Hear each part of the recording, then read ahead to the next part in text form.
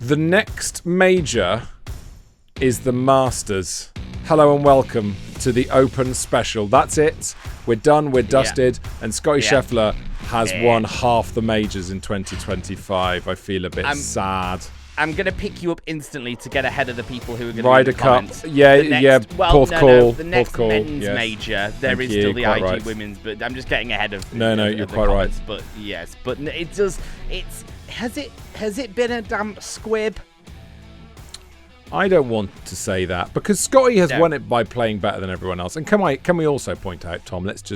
Let's immediately declare our cards, if that's the right phrase. It's still going on. It's still happening. Yes. Tom and I have been texting. We never normally do this. We always wait till it's finished. Certainly on the last day. But we've been texting. Tom's got to go and pick up his wife from the train station. I want to get this done. And there's no way Scottie's about to lose it. So I really hope he doesn't blow it up in the last 3 holes. The only way Scottie is not winning this thing is if he now gets arrested again. That's the only way that's not going to happen. It's been, I think... Is it a damp squib? Is it a damp squib, Tom?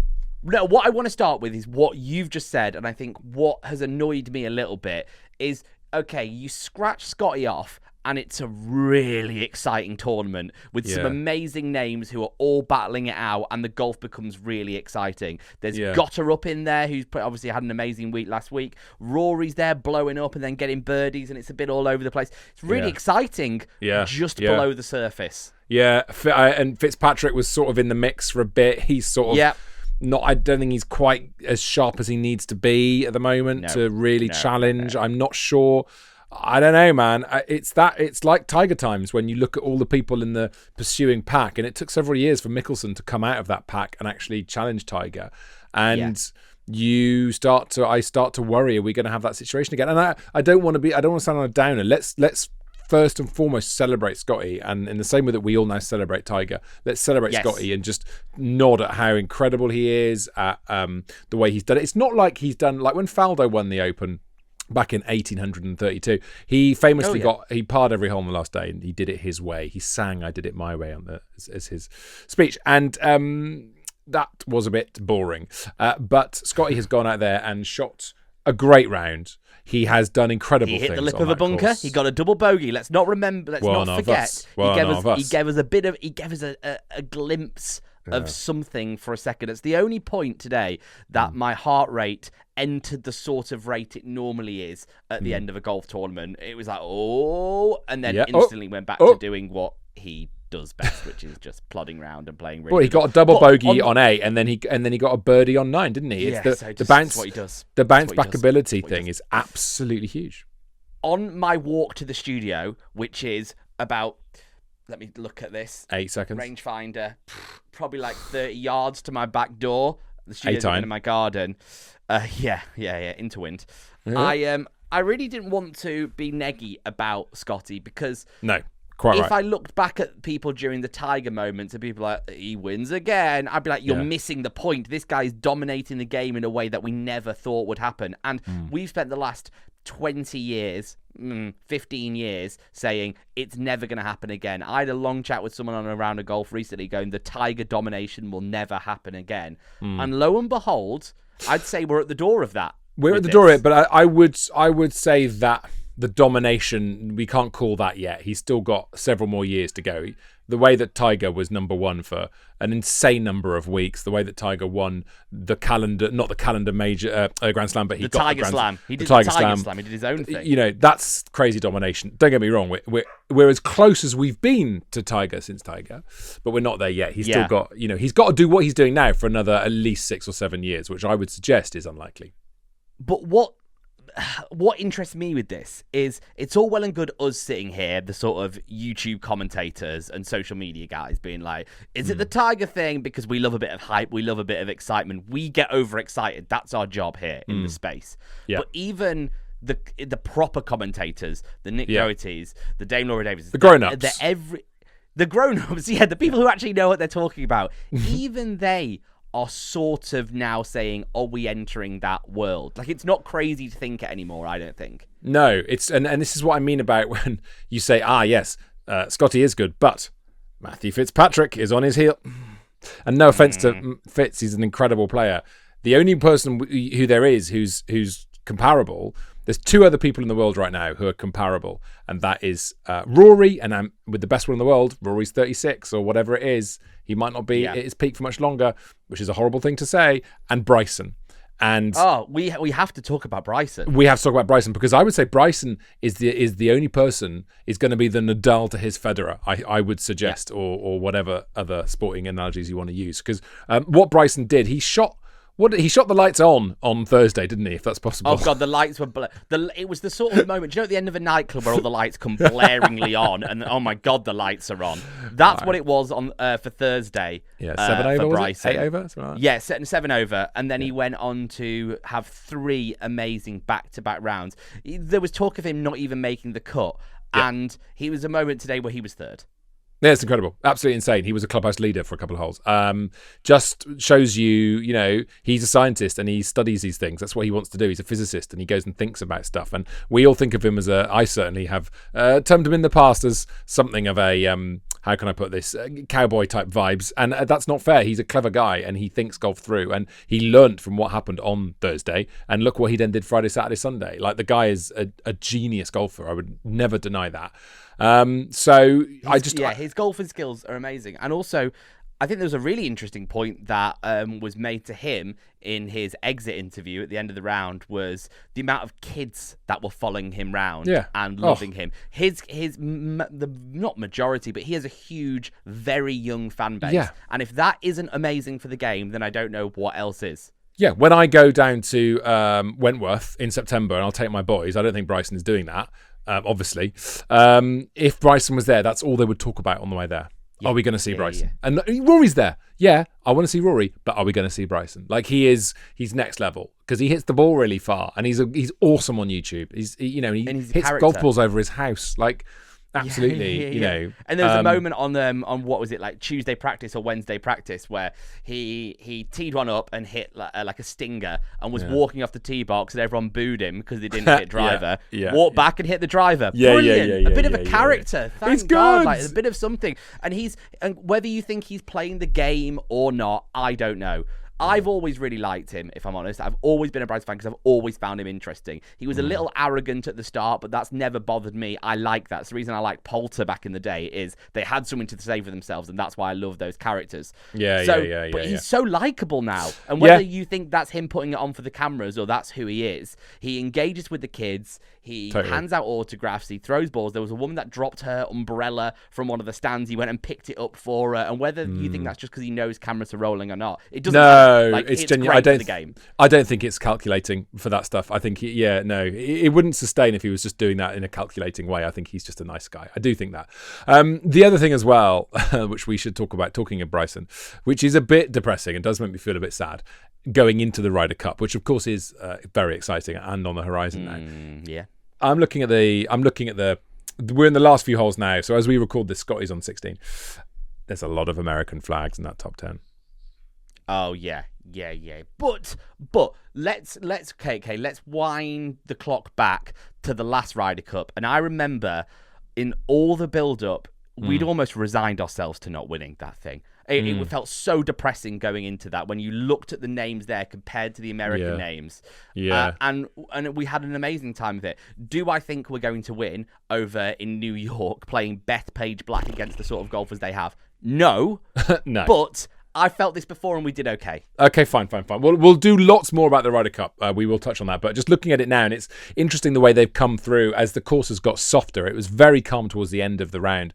And which does favour us. The fact that Ryder Cup is in September in the Northern Hemisphere every time favours Europe, I think, because it means the conditions aren't as good and European players play better in less good conditions. There's no doubt about it. There really is none. But now looking at it as the course has got softer towards the end, Scheffler, Gotterup, English, Clark, Schauffele, Harmon, DeChambeau. Yeah. I mean, they're all there, man. There's a lot of American flags, and the only non-American flags in the top 8 or so, in the top 9 players are Bobby Mack and Rory Mack.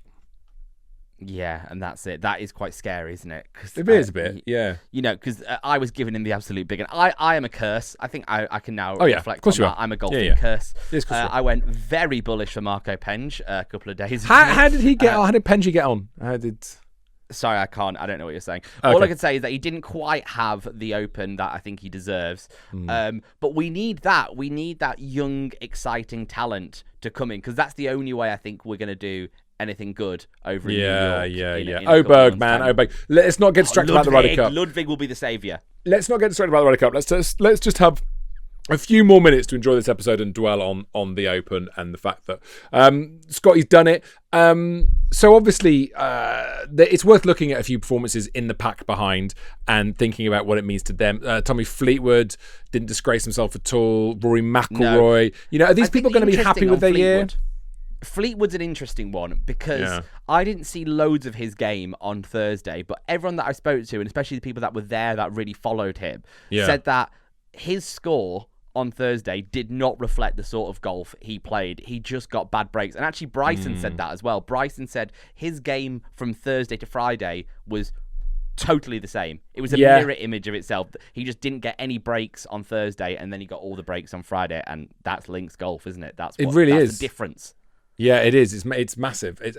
But also, look at what Scottie does with bad breaks. Scottie gets a double bogey, not necessarily through a bad break, through kind of his own fault, but Scottie gets a double bogey and then gets a birdie off the back of it. And it's that psyche that is just so hard. And I was listening to an interview with Tommy Fleetwood on the radio, and it was very early on when he was doing the interview. Scottie was only on about the third, and Fleetwood was talking very frankly about Scottie winning and kind of saying congratulations to him, really, and then sort of saying, I just hope one day I'm good enough to play and take him on. And I thought, God, you're really giving him a lot of respect there. Instead of, what's different this time round is the peers look at the winner and go, well done to him this time round, I'll get you next week. This tournament feels more like a silent nod, a thin-lipped silent nod that goes, you're better. You're better than us.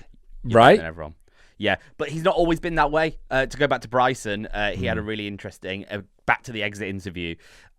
He said, he was like, I beat him loads in college. He's just got better. I need to get better, is what he said. Again, that's why I love him. Like, it was, we look back at some of the interviews we've had this week. My golf's in a good place right now. I just need to go out and do the same. Bryson's like, how was he beat? I used to beat him all the time in college. How's he done that? Yeah. So I love that. It's true. Yeah, that's what you want. True. That's what you want from them. But he is a cut above. The fact that everyone in golf was saying the same thing as the round started on Sunday, which is, this is Scottie's to lose. It's inevitable. He's going to win. So there's all this pressure on his shoulders that everyone thinks he's going to walk it. And then he does. I feel a bit sad for Scottie in a way, because not only after the presser and all that stuff, but like when a couple of years ago when he was starting to come through and when he won the Masters, his first major, and the whole thing with his swing when he pulls his feet away, he was this wild swinging, natural talent who was celebrated. And I wonder if and I'm sort of having a go at myself here. I wonder if, all that has come to fruition, and this wild natural talent that doesn't swing, he's not got an orthodox swing at all, really. Yeah. When you look at what he's doing with his footwork, it's crazy. And it's like, sorry, who am I to go, or who are any of the pundits to go, ugh, fair enough, if old Brian Harman had just won, we could all be a bit like, pfft. But come on, this guy is insanely good. He is, he may have the slightly sort of, he comes across as slightly dour behind that beard now. He just seems a bit down and in his bubble. But forget that. Look at the golf, man. It's insane. He's incredibly good. He's amazing at doing this sport that we love. But I don't think anyone has an issue with his golfing ability. I think the problem actually is everyone but him. If anyone else was half as good as he was and could actually go against him, this would be interesting. But we want the excitement. We want the excitement. And there's no excitement. I'm sorry. There's no excitement. This is an entertainment product. We want excitement. And this wasn't exciting. Yeah, it's as simple as that. Talking of entertainment products, you're listening to one right now. And talking of products, here are some. I wonder if we got the apples when we mentioned that the other day. I've not listened to the show.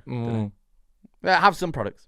Hello, welcome back. It's part 2 of the Open wrap-up here on Golf is Ruining My Life. We hope you've enjoyed watching and listening to our episodes almost as much as you've enjoyed watching the unlikely snatching victory from the jaws of defeat performance of Scottie Scheffler. Other highlights for me over the weekend, Tom. Hao Tong Lee. The main thing I want to do now is go and investigate what on earth WeChat is, because I've seen it on his hat all weekend. What on earth is WeChat? I think WeChat you can't get in this country, which right. baffles is it Chinese me WhatsApp?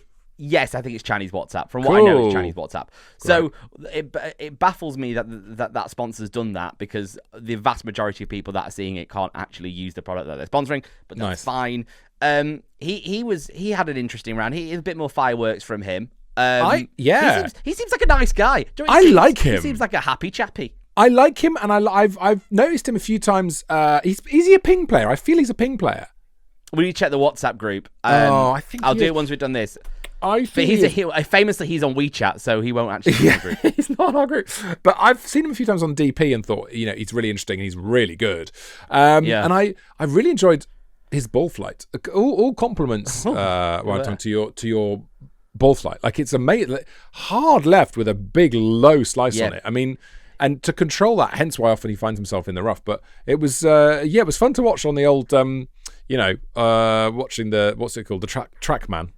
Yeah, the tracers. Yeah, it's funny, isn't it, how over the years the preference in ball flight has completely changed. And there'll be loads of people in the comments that jump me on this, but apart from Rory today, not much of it was right to left. Pretty much all of it is left to right now. I mean, I was going to say what happened. I know what happened. They used to hit right to left. They used to hit a draw to get more out of distance. It, but they don't need to do that anymore because of the technology. So there's why. That's the answer. But no, it's mad when you see all those fades, because back in the day it was just Conor Montgomery. He was pretty much the only person who'd hit this sort of fade, and everyone thought it was completely crazy. But but Lee's fade is almost a pro slice. Like, it's a big. He puts a lot of left to right on it, and it is slightly wild and crazy. But I think he's a real personality. I really like him. This is a strange one from me, but you're going to have to just run with me with it. Cool. Can I big up Matt Fitzpatrick's wife for a second?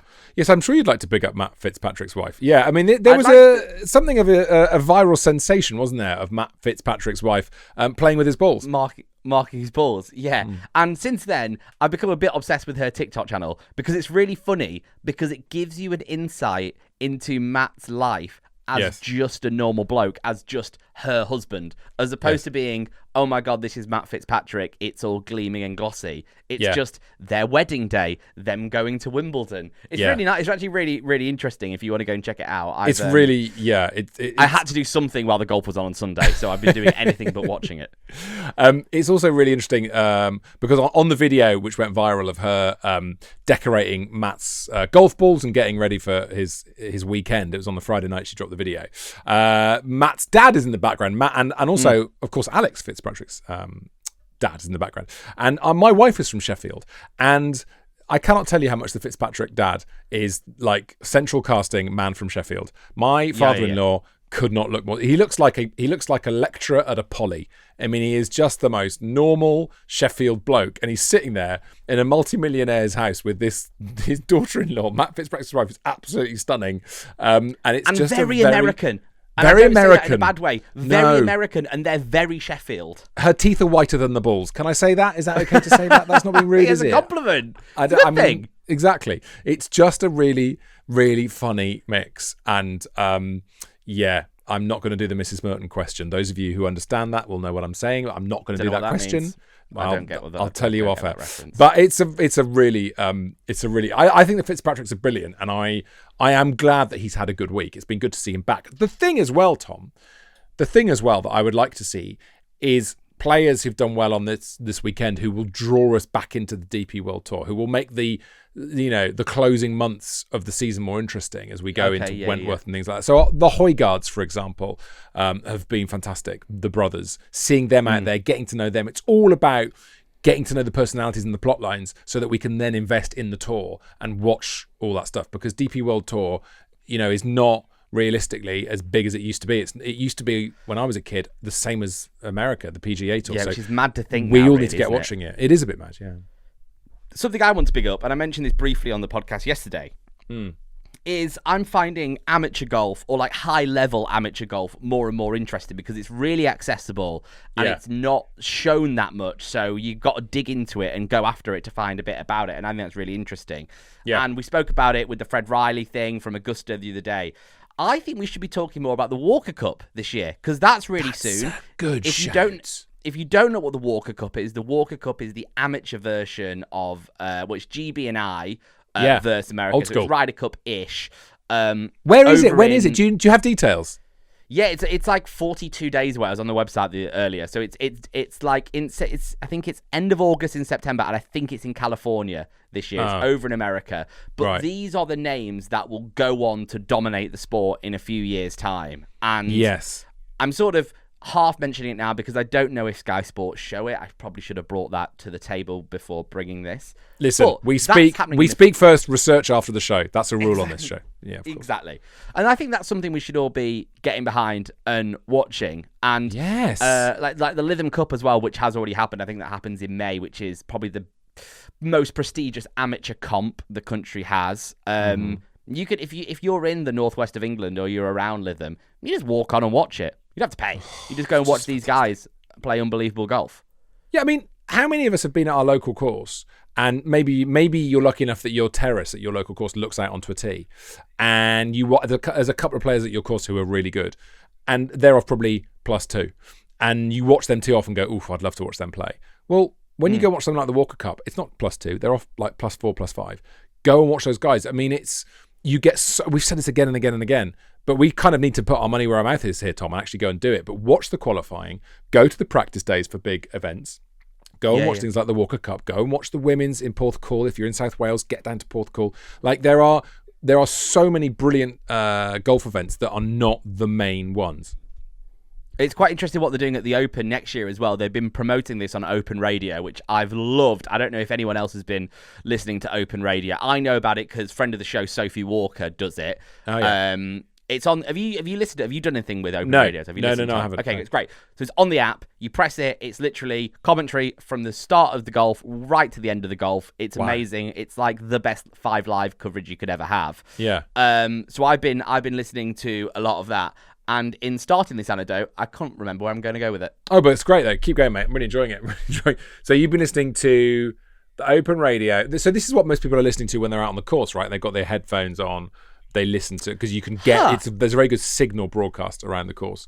So you can listen to it. Where's it going with this anecdote? Tom's lost his thread. We've done this podcast every day for 4 days, and Tom's finally run out of thoughts. I was enjoying it. Amateur golf.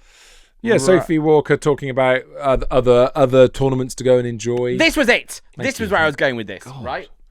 I don't know how the Open Radio connects to where I'm going with this, but this is what I wanted to say on this Good Amateur Golf. Is this doesn't happen at my place because I've mentioned it to a few people over the last few days. So the way Club Champs works at my place is you go into like a big scratch comp and then the top 8 battle each other out and then there is a final match play match, right? Yeah. And I said to someone the other day, I was like, does anyone watch this? Does anyone speak about it and walk around the course? And they're like, no. And I was like, I would love... Why is there an email that doesn't go around? Does your club do this? Like, say, Club Champs final is happening here if you want to watch it. Because I would definitely give up an evening to walk around my place and watch these 2 blokes battle it out for Club Champs. Oh, yeah, maybe I'm weird. No. Well, no, we're all weird. We're listening to this podcast. We're doing this podcast. We're massively weird. No, I really... I've seen emails at my place, and I've been at my place when the Club Champs go down the 19th, and you see a whole host of people, all with beers, heading down the first to watch. Perfect. And it is just, but it's delightful. The excitement, and this is what's so great about our sport, is that not only do we get to enjoy watching professionals, we get to pretend we're professionals. We are all just kids in the back garden pretending to play. That's all we do when we do this sport. And when you're doing these competitions, part of you imagines, depending on your age, that you're Ernie Els winning or whatever. That's what's so cool. So I think you're right. I think more clubs should lean into that and go, look, this is where they're going to be. There's going to be free drinks at the bar if you're heading out onto the course to go and watch them. We'd really welcome that. Like it would create such a great atmosphere at the club. It's a brilliant idea. I think so. And I know I'm a massive golf nerd, so obviously I would be there. But I think other members would be there as well. I think it's a really interesting thing. And I don't know whether other clubs do it because I would be well up for watching. If you have got a big Club Champs coming up at your place, and you want some people to come and commentate, the Toms at golfersruiningmylife.co.uk. Is that a dangerous thing to say? Are we going to get inundated now? Is this mad? Have I... Yeah, I would do that. As long as it's sort of around the M25 for a great fee. I'm here. I'm fully available. Fully around. So yeah, this sort of wraps up the daily pods, I suppose, Tom, and wraps up the men's majors for the year. But as I say, my God, Scottie's just dropped 5 shots. Scotty's on the same as Chris Gottschalk. Oh my God, we're going to have to erase this whole episode and just wait and see what happens. No, Scotty's still on 17 under. And I have just refreshed my browser then. Fair play though. Harris English on the charge. Harris English has got to within 4. He shot 66 on the last day. Sorry, as always with this podcast, there's a million things that I'm now remembering that I wanted to say. Do we think if Bryson was still on the PGA Tour, he's the best golfer in the world? Oh, that's a great question. Great. What do we think? Do we think he is? Do we think if he's competing with these guys across 4 rounds, week in, week out, do we think he's the best player in the world? I've said this before, and I know that the live lovers, of which I don't think there are many who listen, but there are some who watch. Live laugh lovers. The live laugh lovers who've got the doormat. I don't think they're going to like what I'm about to say, but I've said it before. You play on live, you're only good for 3 rounds. Oh, Bryson's just proved my theory once more, hasn't he?